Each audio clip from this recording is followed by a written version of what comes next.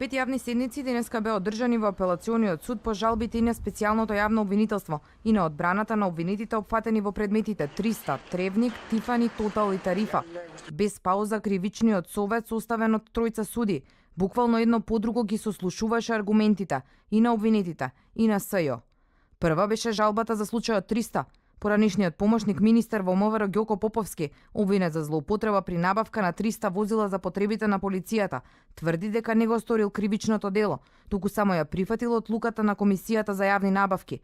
Соработувал со СЈО и е семеен човек кој патува само заради лекување и годишни одмори и за него е престрога мерката да остане без пасош.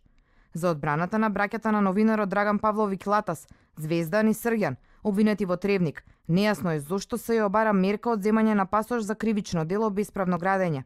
Обвинението и мерките се паушални. Овие двајца обвинети се случајно залутани во овој предмет. Истакна адвокатката Светлана Савиќ во судница. Аргументите на одбраната на новинарите Латас и Ивона Талеска, обвинети во предметите Тотал, односно Тифани, беа дека им се потребни пасошите поради карактерот на нивната работа. За Латас, барањето на СЈО за притвор е неразумно. За него престрога и одлуката на кривичниот суд да му биде одземен пасошот.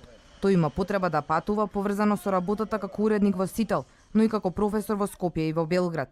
Според одбраната на Талеска, штетата од делото даночно затајување е толку мала, што може и да не постои кривично, туку прекршочно дело.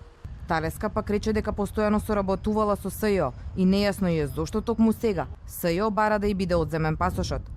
Обвинителите од СЈО ги повторија своите аргументи поради економичност на постапката, задоволување на правдата и опасност од бегство, бараат притвор за Латас и Поповски и понатаму сметаат дека без пасоши треба да останат Талеска и браќата Павловиќ. Од наша страна беше вложена жалба, за истото решение е вложена жалба и од страна на одбраната.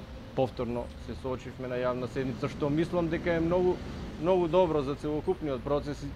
Дури очекувам дека сите судења воопшто ќе бидат јавни за да се запознаеме што точно се случува во овие постапки. И во тој контекст сметам дека нашите аргументи превагнуваат на страната дека против овој обвинет треба да биде определена најстрога мерка за обезбедување присуство во постапката и за заштита од понатамошни криминални дејствија, која што е една мерка во овој случај, тоа е мерка притвор. СЈО поднесе вкупно 30 жалби на решенијата на кривичниот суд. Жалби поднесе и одбраната на обвинетите. Се очекува и утре на јавна седница да бидат разгледувани жалбите и за другите предмети.